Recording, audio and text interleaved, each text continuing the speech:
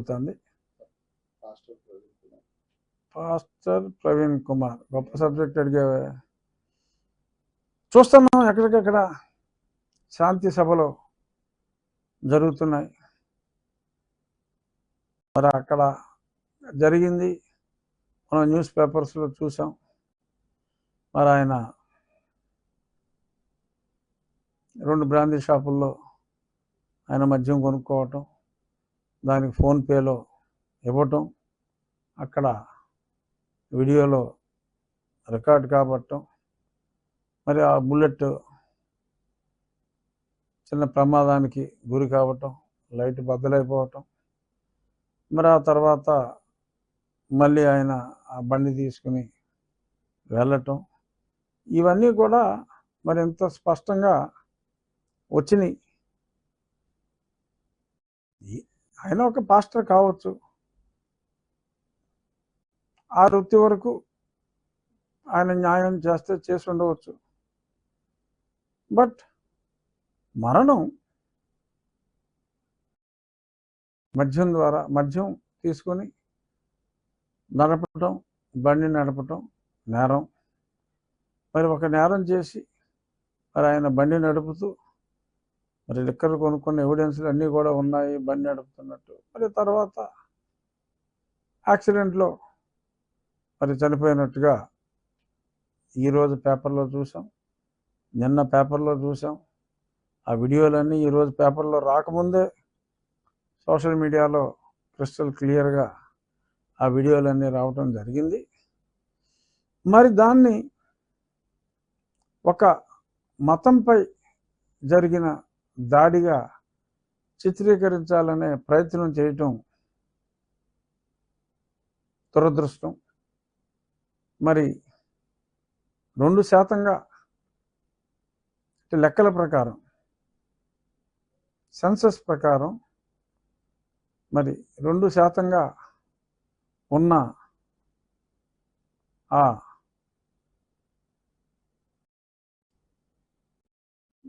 BC Christian సామాజిక సభ్యులు మరి చాలా ఎక్కువ పర్సంటేజ్ శాంతి ఏంటవి శాంతి సంతాపాలు, శాంతి సభల్లో మరి పాల్గొంటున్నారు. మరి లెక్కలు తప్పేమో నాకు తెలియదు. అయినా ఇక్కడ లెక్కలు అనవసరం. ఎవరైనా మనిషి చనిపోయినప్పుడు ఎవరైనా బాధపడతారు. కానీ ఒక వ్యక్తి పర్హాప్స్ వ్యసనం పాలై మరి అతను యాక్సిడెంట్లో, మోరల్లెస్ యాక్సిడెంటే క్లియర్గా చెప్పారు, మరి మరణిస్తే దాన్ని వేరే మతం వారు చేసిన హత్యగా మాట్లాడటం అనేది మరొకసారి చెప్తున్నా, అది అత్యంత దురదృష్టం. మరి రేపో మాపో అన్ని డీటెయిల్స్ వచ్చిన తర్వాత మనం ఇంకాస్త డీటెయిల్గా మాట్లాడవచ్చు. కానీ ఈ రకంగా ప్రజల్ని రెచ్చగొట్టి మరి కలిసిమెలిసి ఉంటున్న ప్రజల మధ్య ఇలాగా మతాల చిచ్చు రగిల్చే విధంగా శాంతి పేరుతో అశాంతి సృష్టించి మౌనదీక్ష పేరుతో మరి ఇలాగా తీవ్ర నిరసనలు వ్యక్తం చేయటం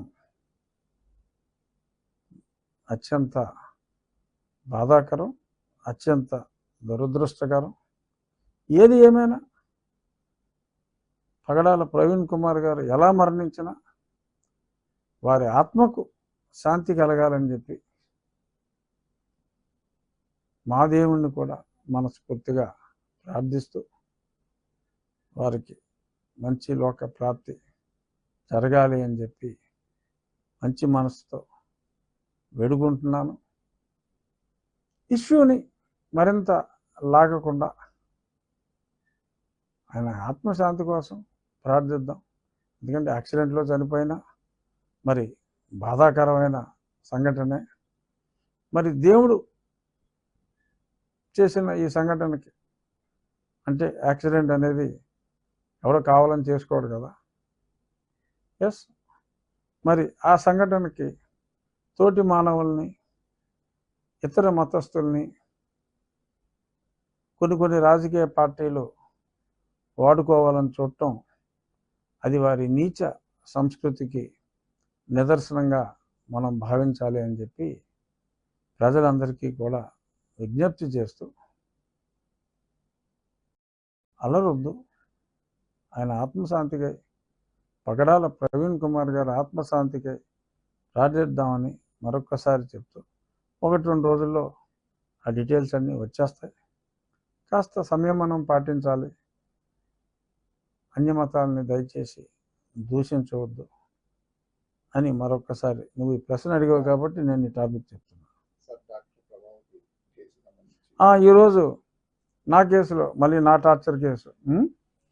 టార్చర్ కేసులో మరి డాక్టర్ ప్రభావతి గారు చాలా దొంగ రిపోర్ట్లు ఇచ్చింది. ఆవిడప్పుడు చాలా చేయకూడని తప్పులు ఆవిడ చేసింది. ఆవిడ తోటి డాక్టర్లు మరి 164 స్టేట్మెంట్ ఇచ్చినట్టుగా ఇవాళ సుప్రీంకోర్టులో కూడా ప్రభుత్వ తరపున సిద్ధార్థ లూత్రా గారు చెప్పడం జరిగింది. మరి అంత స్పష్టంగా చెప్పిన తర్వాత మరి ఈవిడ కోఆపరేట్ చేయట్లేదని కూడా చెప్పడం జరిగింది.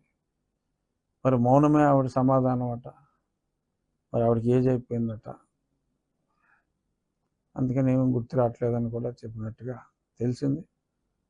ఈ నెల 7, 8వ తారీఖుల్లో ఆవిడ హాజరు కావాలని చెప్పారు.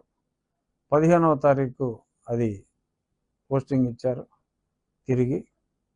మరి ఈలోపు ఆ సునీల్ నాయక్ అన్న అతను ఎక్కడో బీహార్లో దాక్కుని రమ్మంటే రావట్లేదు. మరి ఆయన వస్తాడా, తీసుకొస్తారా, ఈ అధికారులే అక్కడికి వెళ్ళి తెలుసుకుంటారా?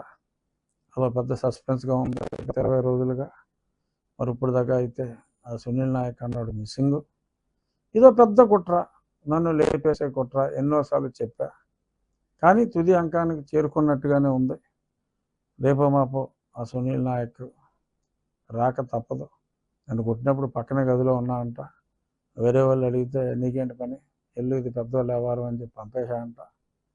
చూద్దాం, ప్రభావతి గారు ఇప్పటికైనా మరి ఆవిడ తప్పు ఆవిడ తెలుసుకుని మరి నిజం చెప్తారో, నిజం చెప్పలేదని కోర్టు తెలుసుకునేలాగా చేస్తారో. మరి అన్నిటికీ 1వ లెవెల్లో ఉన్న A1 సునీల్ కుమార్ ఈ మధ్య కొంచెం సైలెంట్ అయ్యాడా? ఏదో వాళ్ళతో వీళ్ళతో